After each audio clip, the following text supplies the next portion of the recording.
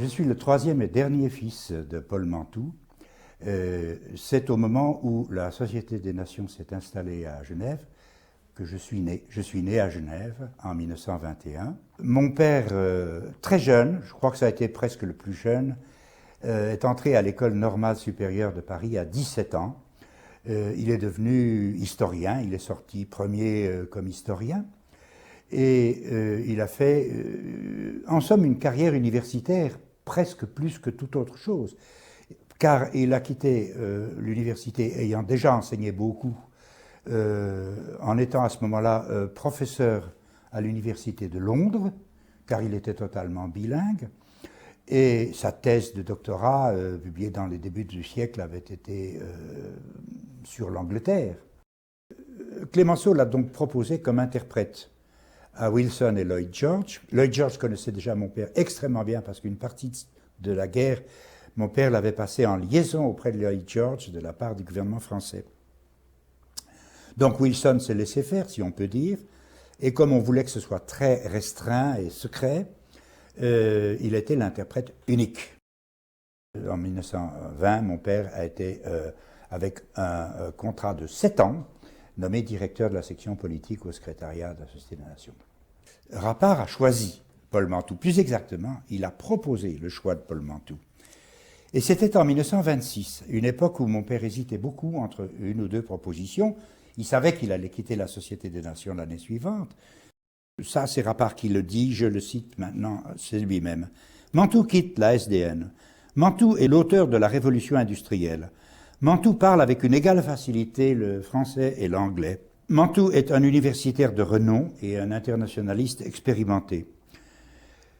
On lui offre donc de créer l'Institut. À notre très grande joie, il accepta. Les difficultés, c'était d'abord de partir de rien. Ah oui, parmi les choses qu'il y avait à faire, il y avait aussi à dire où on installerait cet institut. Qu'est-ce qui a décidé de... Quelle est la chose qui a décidé qu'on se mettrait 5 promenades du Pin? Je ne sais pas, je n'ai jamais moi-même visité cet immeuble, mais je sais que très rapidement, il s'est révélé trop petit. Mais très peu après, j'ai dû déchanter. Désireux d'assurer à ses enfants une formation française, il nous annonça qu'il devait transporter ses pénates à Paris. Il est évident qu'il ne pouvait pas diriger seul de Paris un nouvel institut à Genève. Nous avons donc eu une responsabilité partagée. Lui l'a créé, et moi, après avoir contribué à en préparer la création, j'ai été amené, victime de son patriotisme, à m'associer avec lui à sa direction. Donc, il était 2 jours complets par semaine à Genève, et puis il y avait des coups de téléphone, et quelquefois du courrier entre lui et Rappard. Et mon père a fait donc ce voyage très intéressant, qu'il a mené à New York, pour y voir la Fondation Rockefeller, et notamment l'homme des créations de l'Institut, qui s'appelait le docteur Abraham Flexner, qui a suivi les destins de l'Institut très très longtemps. Il a été à Washington pour rencontrer certaines personnalités. Il a même été jusqu'à Chicago, à 1500 km. À cette époque, ça c'était en chemin de fer. C'était à la fois pour être jugé et faire la propagande de ce nouvel institut. Bon, les Américains avaient tellement d'institutions aux États-Unis même que ce n'était probablement pas uniquement, enfin, tellement des Américains qui se presseraient aux portes. Les étudiants qui venaient à savoir très très rapidement pourquoi certains professeurs étrangers étaient venus là. Et on savait qu'il y avait des persécutions en Autriche, en Allemagne, probablement aussi en Hongrie, mais certainement aussi en Italie. Mon père soupçonnait qu'il se passait des choses affreuses au titre de la déportation. On avait été au courant de l'ouverture des camps de concentration, mais pas du tout d'une façon confidentielle, jusqu'en France. En ce qui concerne mon père, il a été radié immédiatement de sa dignité de professeur au Conservatoire des Arts et Métiers.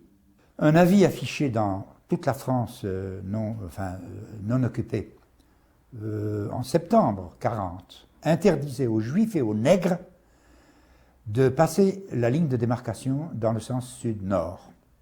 Donc, dès ce moment-là, nous savions que nous ne reverrions pas notre appartement, nos biens, etc. Mais ma mère était née Dreyfus. Et beaucoup de notre parenté proche, on savait qu'elle était notre parenté proche, et elle portait aussi encore des noms israélites. Alors mon père a dit, moi, je ne lâcherai pas la famille.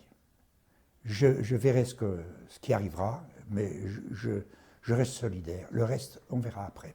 Mon père dit à Rappard qu'il avait consulté là-dessus. Je ne crois pas qu'il soit dans le rôle de l'Institut de prendre une position politique sur une question pareille. Alors qu'évidemment, sa position personnelle était forcément de très grande sympathie. Donc il faisait le partage entre les sentiments et la fonction. Toutes sortes de gens passaient par l'Institut comme conférenciers, qui étaient en fait des acteurs d'une certaine sorte de la scène internationale à ce moment-là. Je pense que l'Institut se voulait simplement, oui, libéral, analysant les choses dans un sens qui n'était forcément pas du tout celui des adversaires politiques, mais ça n'allait pas au-delà. Ce n'était pas, disons, un foyer insurrectionnel anti-nazi, non, pas du tout. L'Institut qui était le centre de sa vie, et je me rappelle le temps qu'il passait à réviser, actualiser chaque année ses notes de cours, qui formaient des piles imposantes sur son bureau, et allant et venant pour lire dans les centres américains et autres des informations nouvelles sur les relations internationales de cette époque, qui était évidemment une époque très fertile en relations internationales. Il se voulait en contact aussi facile que possible avec les étudiants. Il était vraiment tout le temps à leur disposition. Dans quelques cas, il a eu une correspondance avec Rappard, et j'en ai une trace, pour dire pourquoi il refusera le diplôme à certains qui n'avaient pas suffisamment travaillé, quand bien même ils viennent de tel pays qui est peu représenté, mais enfin on ne peut pas faire des dérogations. Le niveau de l'Institut doit être irréprochable.